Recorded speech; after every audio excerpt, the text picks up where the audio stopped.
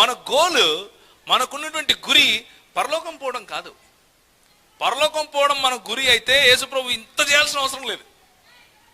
మన గురి దేవునితో సాన్నిహిత్యం, మన గురి దేవుని పోలికలో ఎదగటం, మన గురి క్రీస్తుకు దగ్గరగా నడవటం, మన గురి క్రీస్తు సారూప్యంలోకి రావటం, మన గురి మన తండ్రితో ఏకం కావటం, మన గురి మన తండ్రితో కలిసి జీవించటం. సదాకాలము నీ మందిరములో నేను నివాసము చేతును.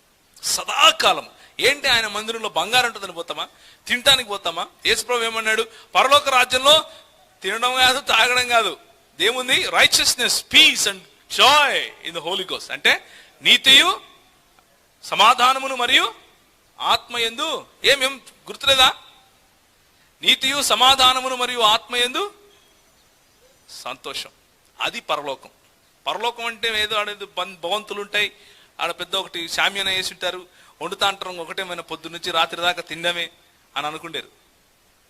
పరలోకం అంటే దేవుని స్థానం, పరలోకం అంటే దేవుని మహిమ, పరలోకం అంటే ఆశ్చర్యకరమైన వెలుగు, పరలోకం అంటే సమీపించరాని తేజస్సులో దేవుడు కూర్చుని ఉంటే ఆయన సన్నిధిలో మనం పోయి ఉండటం.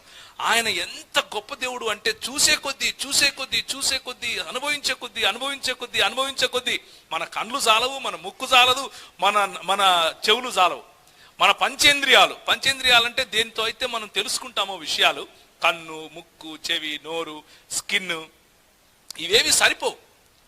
అలాంటి దేవుని దగ్గర చిరకాలము సదాకాలము ఉండటం, అది మనం పోగొట్టుకున్నటువంటి మన స్వాస్థ్యము, మనం పోగొట్టుకున్నటువంటి మన దేవుని యొక్క సన్నిధి, మనం పోగొట్టుకున్నటువంటి దేవునితో ఉన్నటువంటి సహవాసం, మనం పోగొట్టుకున్నటువంటి దేవునితో ఉన్న సంబంధాన్ని తిరిగి తీసుకొచ్చుకోవడమే రక్షణ. అది వెంటనే అయిపోతుంది.